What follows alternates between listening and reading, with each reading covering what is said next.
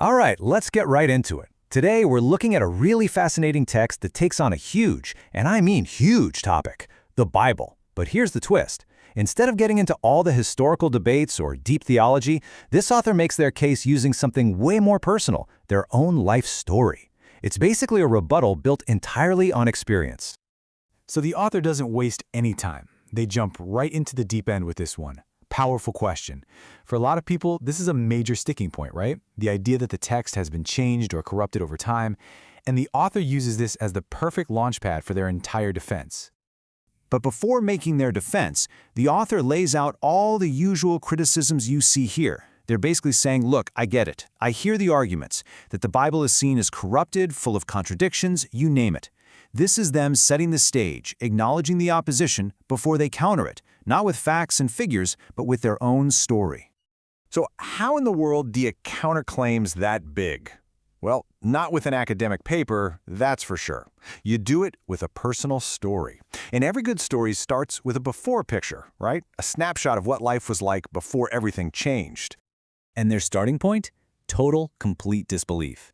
The author identifies as an atheist. Now, this is so important because their testimony isn't coming from someone who already believed and just found a deeper faith. No, this is someone whose entire worldview was completely opposed to it, which makes the transformation they describe that much more dramatic. And what did that life actually feel like on the inside? Well, the author describes it as a kind of profound emptiness. As you can see, it was a life defined by this inner void, just confusion, breathing, but with no real meaning, living, but without any hope or direction. This is the personal landscape we need to understand before we hear about what happened next. And here we go. This is the turning point. After painting that before picture, the author presents the central piece of their evidence, their own transformed life. This is the after. So what was it that sparked this incredible change? Well, according to the author, it was their encounter with the Bible. But they make a really critical distinction here. It wasn't just a book. For them, it became this living, breathing force, not just ink on paper, but spirit and life. And that perspective is the key to everything that follows. This is the real heart of their evidence. Just look at the direct contrast. On the left, you've got the I was column, miserable, selfish, lost. And on the right, the author draws a straight line from each of those feelings to what the book gave them. Hope, selfless love, a way forward. It's this one-to-one mapping of a problem to a solution that forms the core of their testimony. So how did this change actually happen? The author describes it as this internal three-step process. First, the book somehow got into their very depths. Second, it changed them from the inside out. And third, and this is a huge claim, it succeeded where everything else, philosophy, science, even organized religion, had failed them. Okay, so this brings us to the climax of the whole argument. The author has presented their life as evidence, and now they turn back to those initial accusations we saw at the very beginning and confronts them head-on. And their first rebuttal is just, wow. It's like this brilliant bit of verbal jujitsu.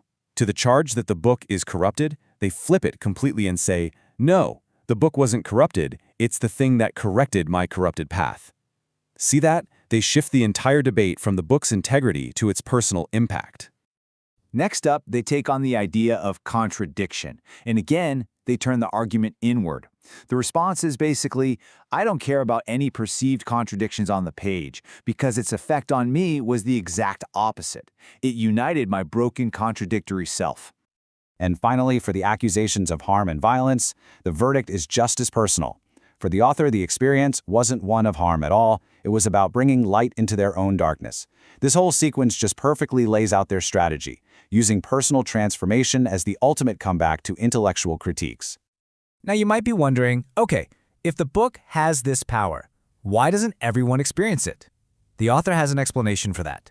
They suggest that it all depends on how you approach it. There are two kinds of readers: those who come at it with a purely analytical mind, who are likely to reject it, and then those they call thirsty souls, who come with a deep personal need, and they're the ones who receive it with joy.